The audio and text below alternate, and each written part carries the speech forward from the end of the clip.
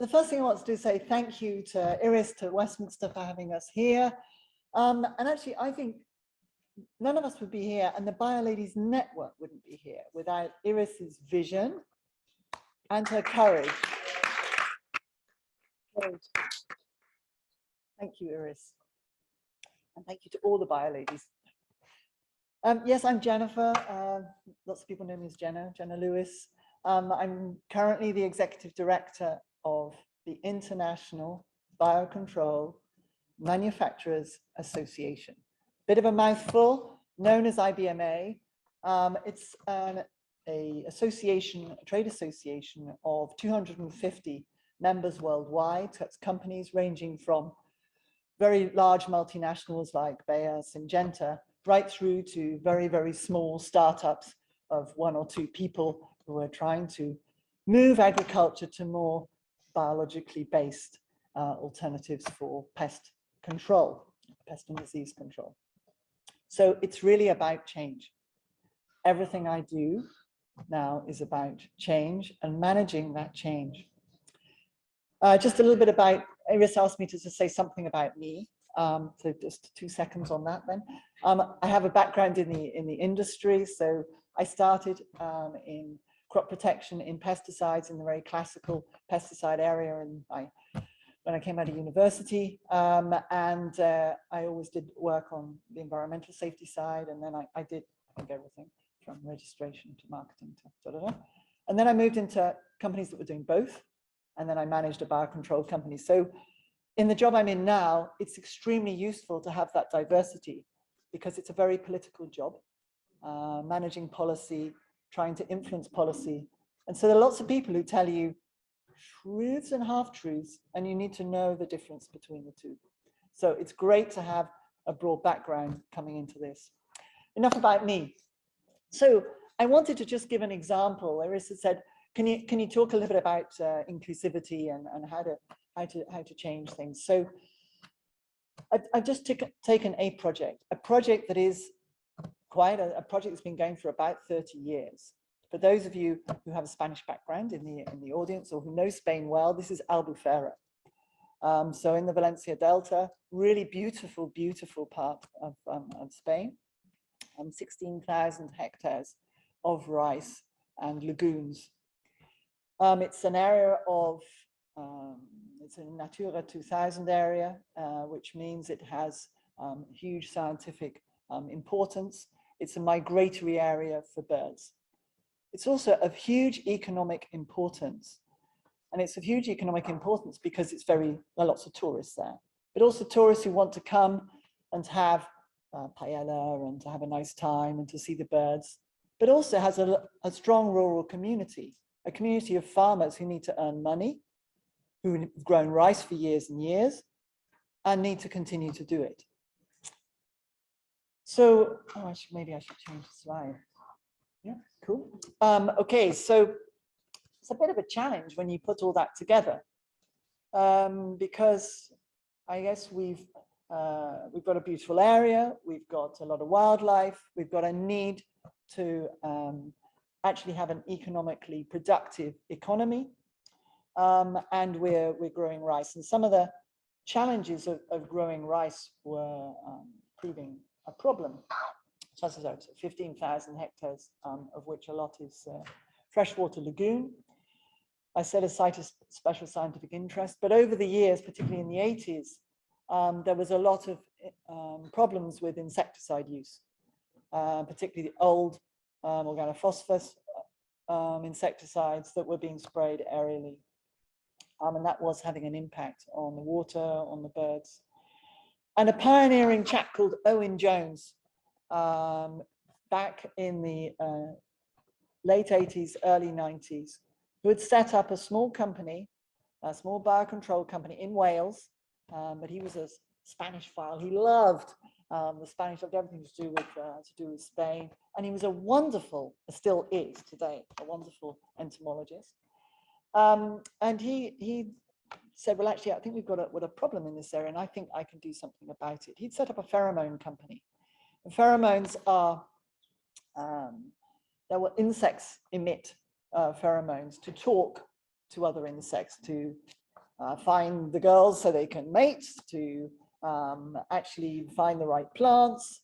So there's a whole world of sort of smell going on around us that we are not even aware of. But this is this can be turned into crop protection, and is today used quite extensively, particularly in what I call specialty crops. So things like vines, things like apples. And Owen had this vision around rice. Do I need to do it? Move Okay. that way for a second. Okay. Do I have to press this or not? No? Sorry. If I'd known I was going to be IT today, I would have maybe done a bit more work. Okay. Does that work? Is it working? Yeah, that one's working. That one's working. Yeah. All right. Okay. So what was I? Oh, pheromones. Yeah. So pheromones, that how insects talk to each other. And they're setting up, this was a business called AgriSense in Wales, set up a whole business around it. And one of the things they can do is they can actually do something called mating disruption, where basically you can release a lot of a female pheromone, and basically the boys get lost and they can't find the girls. And so then you don't actually get any mating. And so you don't get any larvae, and you don't actually then get the pests in your crop. And he was working with the rice stem borer, Chilosepalus, and they were able to control it in this way. So he started with the Valencian regional government, and he said, look, you don't need to spray all these OPs. Why don't you try with some of the pheromone? So they work by dispensers. They have dispensers in the field, and they have to put into the field, and then they just emit a little bit of this pheromone, so that they can actually start to control the insects. So over an extensive period of time, little by little, they managed to change field by field, paddy by paddy. And I have a little example here, yeah. So managing, this is, we're moving here through a few hundreds of, not hundreds, but tens of years. But what we basically showed was that the moment that we started to make the change, and something that Carmen touched on was the importance of involving everybody in the chain. And this was absolutely crucial in this project. And every time I talk about this project, this is how we need to do it. We need to involve everybody. It's no good just dealing with farmers who are spraying whatever they're spraying, or doing whatever, or what about their advisors? What about the people who are funding the policy and who are funding the subsidies and rewarding people for change? What about the people who are actually buying the rice at the end of the day? What about the people who are actually living in that community and day to day, and who the farmers are supporting, who they're part of that community? All these people need to be involved in these projects in any change, because they're all impacted by it. Once you've got everybody on board, then you can start to move forward little by little. So what they moved from really doing whole scale aerial application of OPs to actually being able to move to pheromones and changing the whole pest control approach. So what happened once they did this? It was really quite an amazing result. First of all, they controlled the pests. Well, first thing that everybody says, oh, it's new, it doesn't work, it's, I can't see them dying, can't possibly work because I can't see dead insects. And as a farmer, when you're trying to protect your crop, you're trying to protect what it is that you're growing, and you still see the insects around, it's like jolly scary, because you've only got one crop in a year. And if you get it wrong, that's all your money gone for that year. And you may not be able to grow the next year. So it is really crucial, and it's a very good reason why somebody is very nervous about changing in that situation. So being able to work with enough advisors from both the government and from the industry to actually say, no, this is okay, look, this is working here, doing it little by little, demonstrating and seeing the guy next door is able to do it, and his rice was okay. All these are very crucial elements. So this takes time. Year on year, it changes. So we're able to show that when it worked, the yield was good. Then when you start to measure the other aspects, and this is another aspect of this type of change, the change that we have to do in moving to more of a bioeconomy, more of a circular economy, is actually measuring not just the immediate things. So is the bug dead? No, that's not enough. What about the yield? What about the other things that happen? As soon as you're working with biology, you're working in a system. As soon as you're working in a system, what's happening to the other bits in the system? Because it could be positive or it could be negative. One could be balancing another bit out, there may be an indirect effect. So then, whereas perhaps 30 years ago, one talked more about a linear type of approach, and you measure one thing. Actually, now you need to be measuring all sorts of things, and the difficulty is deciding which of those things you should be measuring in order to understand the result. So, but what we see here, and the measuring the birds was obviously a very important level in the food chain. Yes, they looked at the aquatic insects as well, but the obvious and easy to measure one, if you like, was at the top, which was the birds. And they moved from, I can't remember the numbers without looking at the slides, but yeah, well, about 20 or so nested pairs of rare species, up to 10-fold that, so more in the 200 ends. So that's a huge step, and very, very visible as what they needed for their economy, because tourists came to see the birds. So besides the nice, cuddly biodiversity angle, whatever one's wishes and needs might be on that. And again, 10 years ago, that wasn't so high up on people's agenda, whereas now everybody's read the climate reports, everybody knows how serious the loss in biodiversity is. So these were people who were changing things before we knew how important it was to change. And that's they were able to do that because they involved everybody and they looked at other aspects of what was happening on the system. So I sort of tried to summarize a few things that were really important in this. So the first was collaboration. We couldn't have done any of this without involving all these other people. If they hadn't changed the way the subsidy was done at the beginning from the regional governments to the farmers, then they wouldn't have been able to have enough support to make the economic change at farming level. So just getting the Valencian regional government on board took several years. And now, when you sit with them, they are so proud of what they've achieved there. It's lovely. And they are now in front of all the change that's happening in Europe in terms of the Green Deal and the changes that are happening there. But they are now held up as the example, almost like the panacea of this is how it can be done.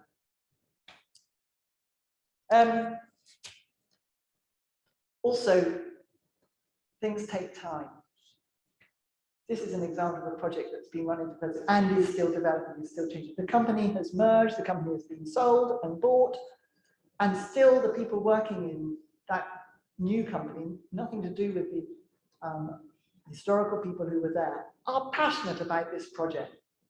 It's something that regulators from around Europe are invited to go and see, and they go and look at it. It's a fantastic project. This move from a more sort of linear thinking to a systemic thinking. People talk about it a lot and say, oh yeah, we need to do a systemic thinking. What's that? You know, what is a sort of more systemic approach? And I try to look at it very simply and I say, well, it's actually about looking at the other things that are impacted. And then trying to understand, is that positive, is that negative? What do we need to do to push it more in the right direction?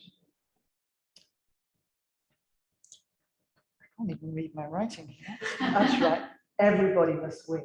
So when you start to look all around, then there are all these stakeholders impacted.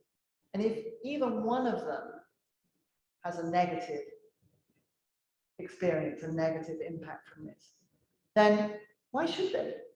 Actually, you need to kind of understand what's happening at every level and then try and work out how to make it a win. Because most of these things can actually be a win. It's just a case of understanding it. These things take a little bit longer, which is also a challenge. And then the other aspect is that things change continuously. And as soon as you're in a system, then a system changes, it's got its own life. So by taking some things, changing some things that you're doing in an agricultural system, it will impact somewhere else. So once you think you've got it, then you discover something's changing somewhere else, and you have to go around again and keep going around. So it's a story of continuous improvement. And I think that's probably pretty much what I was going to say. Yeah, that's it. Thank you very much.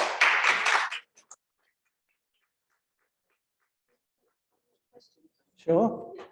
Any questions for Jenna? Jasmine and Lydia. Where to do that? Keep one, take one. Okay. This one's working better.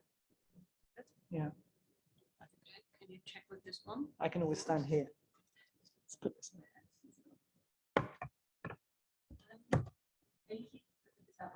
Yeah. My background, I did a master's in control of infectious diseases. So Okay. like mosquito gene drives. Yeah. And there's now kind of a company that's commercializing that for agricultural pests. Mhm. So I was wondering what your views on that is in terms of gene drives for pests. Gene editing. Gene drives, like, yeah, gene editing. Yeah. Like, population control. Yeah. I think if the product has been thoroughly tested, and it depends on sort of the whole story on it. Is it something that can reproduce, cannot reproduce? How's the environmental impact being covered? Then it's a good, yeah, it can be a good job. I mean, there's a lot of dengue fever that is worked on with Rebecca, yes, but also with, I'm trying to think of a company, Big Sis, that does some of that. Sorry? Yeah, oxidated. So yeah. So I think what I see of it is there's a lot of inbuilt protections within the system, but obviously you have to test that to make sure that you're not doing something unintended. But I think when you look at some of the alternatives as well, nothing stands alone in this situation. And when you look at the alternatives, then it's a lot preferable to many of the alternatives. Okay. My name is I used to work with Edith Agnieszka and then we worked for a company called Incross. And we were supporting companies, small companies developing biocontrol, and it was probably like 10 years ago. And it was very hard going because the products were more expensive. You know, there was little evidence for the efficacy, there was skepticism. Working for IDNA now, so what do you see on the ground? Do you see evidence that these products are now becoming more mainstream? They're more accepted as their price points are a bit closer to the conventional derived control.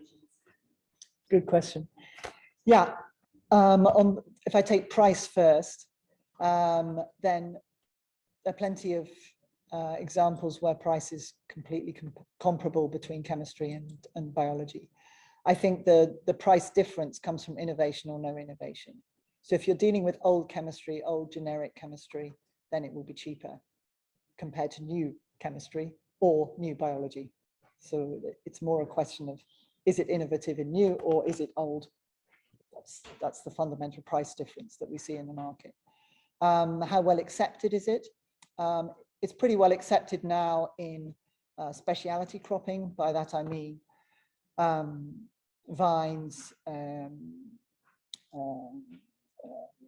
orchard crops. So often where there's fresh produce, it's because the drive to have no pesticide residues is very high, and therefore there's I don't want to say a premium, because it's not a premium in the food price at the end of the day, but it is driven by what the end purchaser wants. Whereas when you're in the commodity market, then you don't have that driver.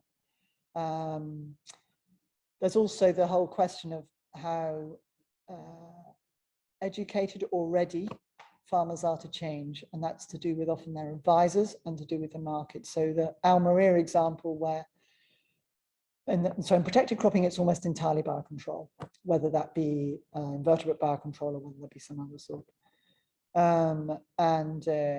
So and this is quite a nice example again in Spain, but in one region in Spain, in Murcia, they were only using biocontrol. 2 hours drive down the road in Almeria, they were only using chemistry, very roughly. And then in 2007, they were not allowed to export their peppers because there'd been some illegal Chinese chemistry. And so the market was lost for 3 months. So people were going bust. So they switched to biocontrol, literally in 3 months. With a bit of help from the government, a bit of subsidy over a 5-year period, all that type of thing. But now you don't see chemistry in Almeria, barely. There's the odd pest where you do, but it's barely. So it depends on the market. In arable market, it's coming, and there are some good examples, but less, partly because there's not the same market drive to make a change. Thanks very much. Okay.